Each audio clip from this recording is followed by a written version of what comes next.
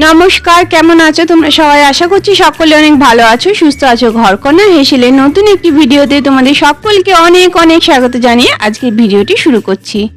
আজকে দিনটি ছিল রবিবার, একদম সকাল থেকে ভিডিওটি শুরু করছি। সকালবেলায় উঠে পড়ে আমি আগে ঘরের একটু ঝুলগুলো পরিষ্কার করে নিলাম। ঘরগুলোতে যেহেতু অনেক দিন থাকা হয়নি, সেজন্য অনেক পরিমাণে ঝুল পড়ে গেছিলো। মাঝখানে অবশ্য একবার ঝাড়া হয়েছিল, কিন্তু তা সত্ত্বেও আমাদের যেহেতু রোড সাইডে ঘর না, ভীষণ পরিমাণে ধুলো পড়ে, তোমাদেরকে আগেও বলেছি। তো সেই জন্য ঘরে দেখছি অনেক পরিমাণে ঝুল পড়ে গেছে। তো সেই জন্য ঘরের ঝুলগুলোকে আজকে ঝেড়ে নিলাম। আজকে যেহেতু রবিবার, আর ঝুলগুলো তো আর প্রতিদিন ঝাড়া যায় না। তো এদিকে ঝুল ঝাড়া হয়ে গেছে। এরপরে এখানে আমি একটু গাছটাকে লাগানোর জন্য বসে গেছি। আমার যে দুটো নয়নতারা গাছ ছিল, 1 মাস ঘরটা বন্ধ থাকার দরুন জানো তো পুরো গাছগুলো একদম শুকিয়ে গেছে। তো গাছগুলোকে একটু রিপোর্টিং করার চেষ্টা করছি, যদি গাছগুলোকে বাঁচানো যায় সেই চেষ্টা আর কি। তো এখানে আমি গাছটাকে ওই টবটার থেকে সরিয়ে পরে অন্য একটা টবে দিয়ে দিলাম। কারণ কি বলতো, গাছগুলোর মধ্যে যে টবের মাটিটা আছে না, সেই মাটিটা পুরো ভেজা থাকছে, এবং ভেজা থাকার জন্য গাছের গোড়াটা পচে যেতে পারে। তো সেই জন্য দুটো শুকনো যে ফাঁকা টব ছিল, সেখানের মাটিগুলো একদম শুকনো আছে। সেই টবগুলোতে আমি গাছগুলোকে রিপোর্টিং করে বাঁচানোর আর কি চেষ্টা করছি। দেখা যাক কতদূর কি হয়। এই গাছটা জানি না, যদিও মনে হচ্ছে বেঁচে যেতে পারে। তবে ওই যে আমার নয়নতারা গাছটা, যেটা পিঙ্ক কালারের নয়নতারা ছিল, সেই গাছটা একদম শুকিয়ে গেছে। মনে হচ্ছে না এই গাছটা বাঁচবে বলে। আর জানো তো, এই নয়নতারা গাছগুলোর জন্য না আমার ভীষণ মন খারাপ। কত পরিমাণে ফুল হতো তোমাদেরকে আমি দেখিয়েছি, পুরো এক গাছ করে এই পিঙ্কটা আর পার্পেলটা নয়নতারা ফুলটা হতো। কিন্তু আমরা বাড়িতে না থাকার দরুন নয়নতারা গাছগুলো একদম মরে গেছে। তো যাই হোক, আমি এগুলোকে বাঁচানোর তো চেষ্টা করছি। এবারে বাকিটা ভগবানের হাতে, তাছাড়া তো আমাদের হাতে কোনো কিছু করার নেই। আমরা শুধু চেষ্টাটুকু করে যেতে পারি। আর আজকে একটু বাইরে বেরোনোর আছে, তাই সকালবেলার দিকের কাজগুলোকে একটু তাড়াতাড়ির মধ্যে করে নিচ্ছি। কারণ আজকে একটু বাইরে ঘুরতে যাওয়ার ইচ্ছা আছে। আর সকাল থেকে জানো তো ওয়েদারটা পুরো মেঘলা মেঘলা করছে, একবার বৃষ্টি হচ্ছে, একবার রোদ দিচ্ছে। তো বুঝে উঠতে পারছি না যে যাব কি যাব না। কিন্তু যাই হোক, মায়ের ইচ্ছাতে আমাদের যাওয়া হয়েছিল। চলো আমরা কোথায় যাচ্ছি এই ভিডিওরই পরে তোমাদেরকে আমি দেখাচ্ছি কোথায় যাচ্ছি এবং কি আছে সেখানে, সমস্তটাই তোমাদের সঙ্গে শেয়ার করছি। আর এদিকে কাপড়গুলো আজ ওয়াশিং মেশিনে কেচে এখানে ভেতরে মেলে দিচ্ছি। কারণ কি বলো তো, বাইরে তো বৃষ্টি হচ্ছে, তো সেই জন্য পরে কাপড়গুলো আজকে আর ছাদে দেবো না, যে কখনো মেঘ কখনো বৃষ্টি, আবার কখনো মাঝে মাঝে রোদও দিচ্ছে। তো এইরকম ওয়েদারের অবস্থা, তো বৃষ্টি হলে পরে আবার ছাদে গিয়ে সে তাড়াহুড়োর মধ্যে গিয়ে তোলাটা মুশকিলের ব্যাপার। সেই জন্য আজকে কাপড়গুলোকে স্ট্যান্ডের মধ্যেই দিচ্ছি।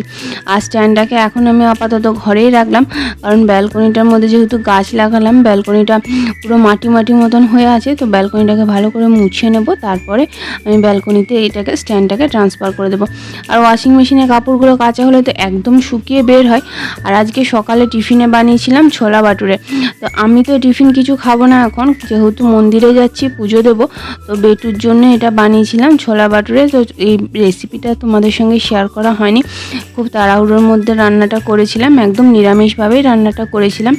আর এদিকে আমি তাড়াতাড়ির মধ্যে পুজোটাও দিয়ে নিয়েছিলাম, কারণ যেহেতু আমাদেরকে তাড়াতাড়ির মধ্যে রেডি হয়ে বেরোতে হবে সেই জন্য। কারণ ওয়েদারটা এমন পরিমাণে করছে যে কখনো বৃষ্টি হচ্ছে, আবার কখনো মেঘ হচ্ছে। তাই ভাবলাম যে না, তাড়াতাড়ির মধ্যে গিয়ে একটু ঘুরে চলে আসি। তো এদিকে আমি বেটুকে রেডি করে দিচ্ছি, যেহেতু ওয়েদারটা একটু ঠান্ডা ঠান্ডা মতন ছিল। তো সেই জন্য বেটুকে আমি একটা পাঞ্জাবি পরালাম। আর জানো তো, তারপরে বেটু ওখানে গিয়ে এত পরিমাণে দৌড়াদৌড়ি করছে, আমার গিয়ে পরে মনে হচ্ছে যে আমি কেন ওকে ফুল হাতা জামাটা পরালাম। ওকে একটা পাতলা হাফ হাতা জামা পরালে বা সাথে করে একটা জামা নিয়ে এলে খুব ভালো হতো। যেহেতু ও ওইখানে পুরো ফাঁকা জায়গা পেয়েছে, আর সেখানের মধ্যে বেটু আর আমার পুচুন গেছিলো। তো দুজনা মিলে প্রচণ্ড পরিমাণে দৌড়াদৌড়ি মজা করেছে। তো সেই জন্য পরে আমি তখন ভাবছিলাম যে ফুল হাতা জামাটা বোধহয় না পরালেই ভালো হতো। এদিকে আমার বেটুকে রেডি করা একদম কমপ্লিট হয়ে গেছে। এরপরে আমি আজকে একটা শাড়ি পরবো ভাবছি। তো এই লাল পাড় সাদা শাড়িটা আমি চুজ করেছি। এই শাড়িটা বেশ অনেকদিন পরাও হয় না, এটা বেশ 2 বছর আগে পুজোর সময় কিনেছিলাম। তো এই শাড়িটাই আজকে পরবো বলে ঠিক করলাম। আর এই শাড়িটার সঙ্গে আমার ম্যাচিং একটা ব্লাউজ আছে, লাল সাদার মধ্যে ঘটি হাতা প্যাডেড ব্লাউজ এটা। তো এই ব্লাউজটাকে চুজ করলাম পরবো বলে। আর যেহেতু গরম সেজন্য সুতির ব্লাউজই পরতে হবে, কোনো রকম সিনথেটিকের ব্লাউজ পরতে পারবো না, তো সেই জন্য এই ব্লাউজটাকে ভাবলাম পরবো। তো দেখো এই ব্লাউজটা দেখতে খুবই সুন্দর, রেডিমেড এই ব্লাউজটাকে কিনেছিলাম। আর এদিকে আমি একদম রেডি হয়ে গেছি, আর এদিকে আমাদের নিচে গাড়িও চলে এসেছে, আমরা অটো করে যাচ্ছি। আর রাস্তার মাঝে একটুখানি দাঁড়িয়ে পরে আমরা মিষ্টি নিয়েছিলাম পুজো দেওয়ার জন্য। আর এখানে আমাদের সঙ্গে যাচ্ছিল আমার দিদি, পুচুন আর আমার দিদি শাশুড়ি মা আর বাপি। আজকের দিনটা ছিল ফাদার্স ডে, তো আমি দিদিকে বলেছিলাম যে চল তাহলে কোথাও থেকে একটা ঘুরে আসি, যখন দুজনাকারই ছুটি আছে। তো হঠাৎ করে প্ল্যান হলো, তো যাই হোক গিয়ে পড়ে খুবই ভালো লাগলো। আর রাস্তাটা জানেন তো একদম পুরো ফাঁকা রাস্তা, এত সুন্দর নিরিবিলি একটা জায়গা। তো তোমাদের সঙ্গে কথা বলতে বলতে আমরা পৌঁছেও গেছি, আমরা চলে এসেছি। এখানে জায়গাটার নাম হচ্ছে দেবভূমি। যারা দুর্গাপুর থেকে ভিডিওটা দেখছো তারা আশা করি অনেকেই জায়গাটায় এসছো। আর তোমরা কারা কারা এই জায়গাটায় এসছো একটু কমেন্ট করে জানাবে, আর তোমাদের কেমন লেগেছে সেটাও জানাবে। আমার তো এই জায়গাটায় এসে দুর্দান্ত লেগেছে, এত সুন্দর নিরিবিলি একটা জায়গা যে কিছু বলা নেই। তো জায়গাটা কোথায় সেটাই তো তোমাদেরকে বলা হয়নি। এই জায়গাটা হচ্ছে দুর্গাপুর থেকে গোপালপুর যাওয়ার যে রাস্তাটা, সেই রাস্তাটার মধ্যে চারিপাড়া বলে একটা জায়গা আছে, সেই চারিপাড়া জায়গাটার মধ্যে এটা অবস্থিত। এই দেবভূমি মন্দিরটা গত 3-4 মাস আগে ওপেন হয়েছে, খুবই সুন্দর মন্দির আর এত সুন্দর ব্যবস্থাপনা যে বলার নেই। আর পুরো ফাঁকা জায়গার মধ্যে দেখো প্রতিটা জায়গায় মোবাইলের স্ক্যানার দেওয়া আছে ঠাকুরের প্রণামী দেওয়ার জন্য।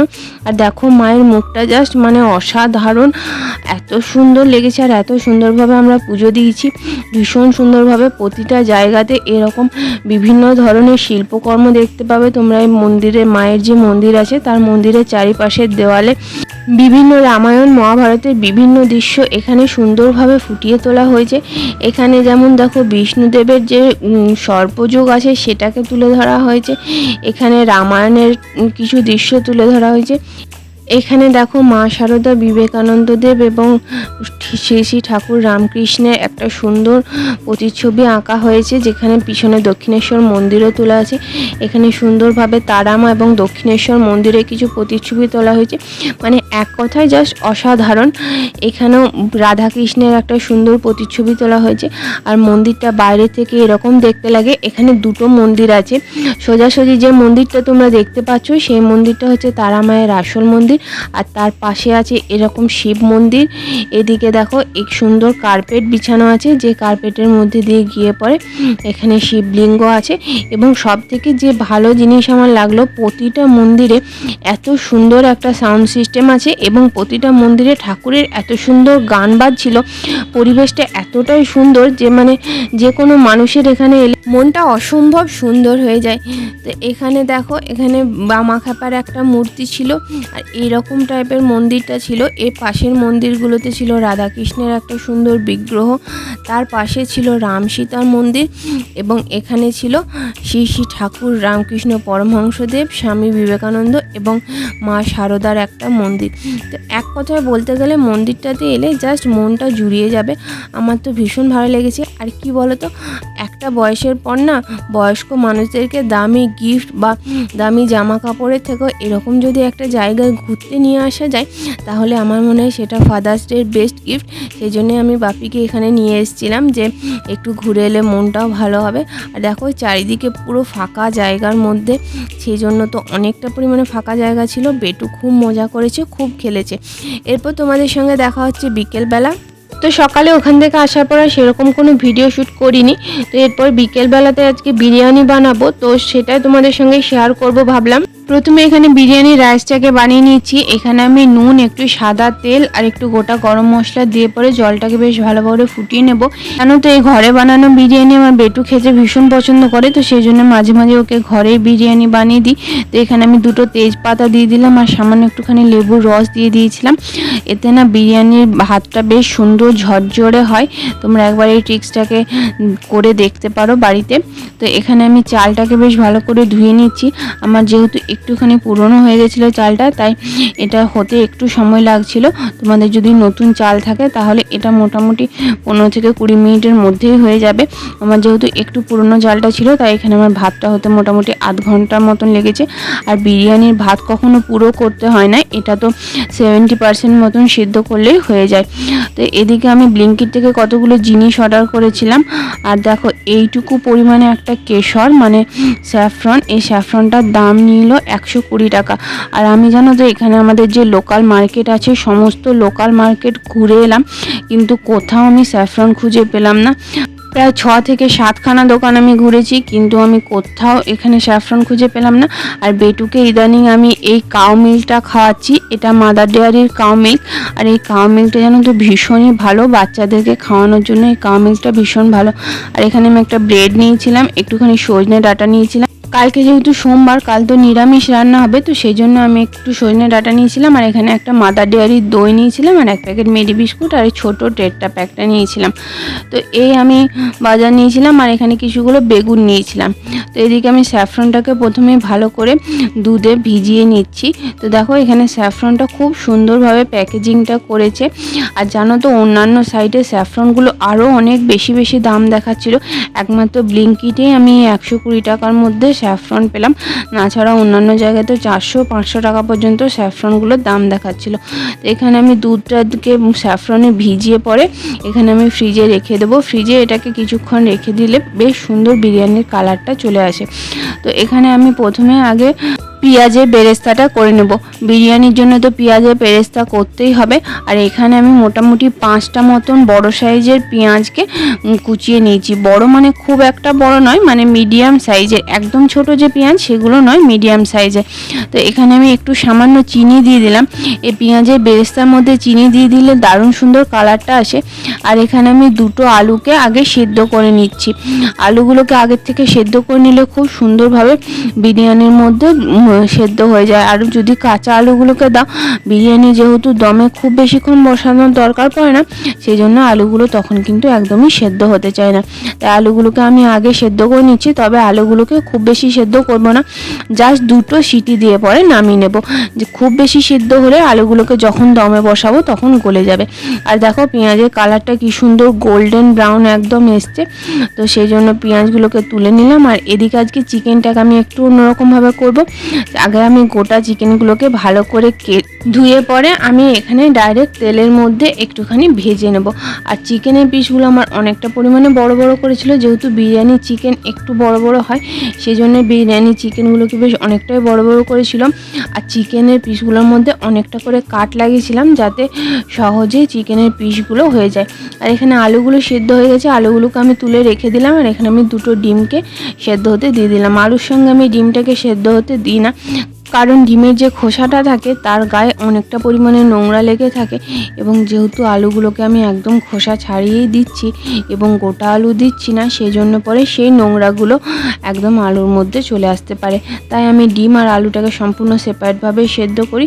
এদিকে আমার চিকেনটা ভাজা হয়ে গেছে, আমি চিকেনটাকে তুলে পরে এখানে কিছুটা গোটা গরম মশলা দিয়ে পেঁয়াজ আদা রসুন বাটাটাকে দিয়ে দিলাম। পেঁয়াজ আদা রসুন বাটাটা দিয়ে বেশ ভালো করে অনেকক্ষণ কষিয়ে নেব। তারপরে আমি এর মধ্যে দিয়ে দেব নুন, হলুদ আর যে রুটিন মশলাগুলো হয়, জিরে গুঁড়ো, ধনের গুঁড়ো, এই সমস্ত জিনিসগুলোকে দিয়ে দিলাম। তো চিকেনটাকে অন্যভাবে বানিয়েছিলাম, কিন্তু রেসিপিটা প্রায় একই। আর আমি রান্না করার সময় এরকম জলে ছিটে দিয়ে দিয়ে মশলাটাকে কষাই, তাতে খুব বেশি একটা তেলের প্রয়োজন হয় না, তেলটা একটু কম পরিমাণে লাগে। তো এখানে যখন আমার মশলাটা থেকে তেল বেরিয়ে যাবে তখন আমি এর মধ্যে টমেটোটাকে দিয়ে দিলাম। আর টমেটোটাকে আগে দিলেও হতো, তবে কি বলতো, টমেটোটার মধ্যে যে একটা সুন্দর ফ্লেভার থাকে সেটা এই তেল ছাড়ার পরে দিলে পরে হয়। তো এরপরে আমার চিকেনগুলোকে দিয়ে পরে বেশ ভালো করে চিকেনগুলোর গায়ে মশলাটাকে মাখিয়ে নিতে হবে। চিকেনগুলো যেহেতু ভাজা হয়েই গেছে, তাই চিকেনগুলো মানে অনেকটা পরিমাণেই সেদ্ধ হয়ে গেছে, আর একটুখানি মতন সেদ্ধ হলেই হয়ে যাবে। এখানে আমি কিছুটা টক দই নিয়েছি, টক দইটাকে ভালো করে হুইস্কারের সাহায্যে ফেটিয়ে দিলাম। এরপরে ফ্যাটানো টক দইটা মাংসের মধ্যে দিয়ে দিলাম। আর টক দই দিলে মাংস তো খুব তাড়াতাড়ি সেদ্ধ হয়ে যায় এবং খেতেও বেশ সুন্দর হয়। সমস্ত মশলাগুলোকে ভালো করে এটার মধ্যে মিশিয়ে পরে এরপর আমি এটার মধ্যে জল দিয়ে যা সেদ্ধ করে নেবো। তোমরা চাইলে এটার মধ্যে লঙ্কাও দিতে পারো, কিন্তু আমার যেহেতু ছেলে খাবে সেই জন্য আমি কিন্তু লঙ্কা চিকেনটার মধ্যে দিইনি। তোমরা খেয়াল করেছো কিনা জানি না। তবে এখানে আমার সমস্ত জিনিসগুলো রেডি হয়ে গেছে। এরপর আজকে বিরিয়ানিটা আমি কড়াইয়ে করব। আর তোমরা বিরিয়ানি বানানোর সময় এই ট্রিক্সটা একবার ফলো করে দেখো, তারপরে আমাকে জানাবে যে এই ট্রিক্সটা তোমাদের উপকার হয় কিনা। প্রথমে কড়াইয়ের মধ্যে বা যে পাত্রটার মধ্যেই তোমরা বিরিয়ানি করো না কেন, সেখানে একটু পরিমাণে ঘি বা তেল দিয়ে একটা টিস্যুর সাহায্যে সমস্ত জায়গার মধ্যে তেলটাকে ছড়িয়ে দেবে। তাতে কি হবে, বিরিয়ানি করার পরে যে একটা তলাটায় জমে থাকে সেই জিনিসটা কিন্তু হবে না। এই জিনিসটা আমি ফার্স্ট টাইম করলাম এবং এই জিনিসটা করে আমি ভীষণ উপকার পেয়েছি, তাই তোমাদের সঙ্গে শেয়ার করলাম। তোমরা একবার করে দেখো। এরপরে আর কি লেয়ারিং করার পালা। প্রথমে আমি ভাত দিয়ে তারপরে আলু, ডিম, চিকেন এবং ওই যে ভেজানো কেশরটা ছিল সেটা দিয়ে দিলাম। এরপরে গোলাপ জল, কেওড়ার জল আর একটু মিঠা আতর দিলাম। আর আমি এখানে বিরিয়ানি মশলাটা দিতে একদম ভুলে গেছিলাম। তোমরা চাইলে বিরিয়ানি মশলা অবশ্যই দেবে, আমি কিন্তু একদম ভুলে গেছি। বিরিয়ানি মশলা আমার বাড়িতেও ছিল কিন্তু আমি একদম ভুলে গেছি। তো এরপরে আবার সেম প্রসেসে আমি পুরো 3টে মতন লেয়ার করেছিলাম। সমস্ত লেয়ারগুলোতেই সমস্ত জিনিসগুলোকে ইকুয়ালভাবে দিতে হবে। তো বিরিয়ানি বসানোর জন্য না এই কড়াইটা আমার মনে হয় অনেকটাই পারফেক্ট জায়গা। একটু বড় মুখের কোনো জায়গাতে বিরিয়ানি করলে পরে বিরিয়ানিটা খুব সুন্দরভাবে হয়ে যায়। আর তোমাদের কাদের কাদের বিরিয়ানি ফেভারিট তোমরা জানিও কমেন্ট করে। আমার তো বিরিয়ানি খেতে ভীষণ ভালো লাগে। আর আমার বেটুও জানো তো বিরিয়ানি খেতে ভীষণ পছন্দ করে, তবে ও শুধুমাত্র এই ঘরে বানানো বিরিয়ানিটাই খায়। তোমরা তো দেখলেই যে আমি কোনো রকম কোনো জিনিসের মধ্যে কোনো ঝাল জিনিসটা ইউজই করিনি। তবে দোকানের যে বিরিয়ানিগুলো হয় সেগুলো প্রথমত চিকেনে ঝাল দেয় এবং উপরে থেকেও একটুখানি লঙ্কা দেয়। তো সেই জন্য যে দোকানে বানানো বিরিয়ানিগুলো হয় সেগুলো বেটু একদম খেতে পারে না। তো যাই হোক, দেখো সমস্ত লেয়ারিংটা আমার করা কমপ্লিট হয়ে গেছে। এরপরে আমি এখানে একটা একদম টাইট ঢাকা দিয়ে দিয়েছি এবং এর উপরের মুখটা যেহেতু খোলা আছে সেই জন্য উপর থেকে একটা লং দিয়ে এখানে আমি কড়াইয়ের চারপাশে ফয়েল দিয়ে দিচ্ছি। ফয়েল দিয়ে করলে পরে এই জিনিসটা খুব টাইট থাকে এবং একটু এয়ার বেরোনোর জায়গা থাকে না। এবং দুপাশে আমি দুটো ভারী জিনিস দিয়ে দিলাম। এরপরে আমি এটাকে প্রায় 10 থেকে 15 মিনিট মতন দমে বসিয়ে দিয়েছিলাম। 10 থেকে 15 মিনিট পর তোমাদের সঙ্গে ফিরে আসছি। তো দেখো এখানে আমি প্রথমেই চাপা ঢাকা যেগুলো দেওয়া ছিল সমস্ত কিছু খুলে নিচ্ছি। এরপর আমি আস্তে করে ঢাকাটাকেও খুলে নিচ্ছি। আর দেখো বিরিয়ানিটা আমাদের একদম হয়ে গেছে। তো বিরিয়ানিটা এক সাইড থেকে আমি কেটে তোমাদেরকে একটু তুলে দেখাচ্ছি যে বিরিয়ানিটা কীরকম হয়েছে। তো দেখো বিরিয়ানিটা একদম ঝরঝরে হয়েছে আর এটা খেতে তো খুব সুন্দর হয়েছিল। তো চলো আজকে ভিডিওটা এখানেই শেষ করছি। সকলে খুব ভালো থেকো, সুস্থ থেকো।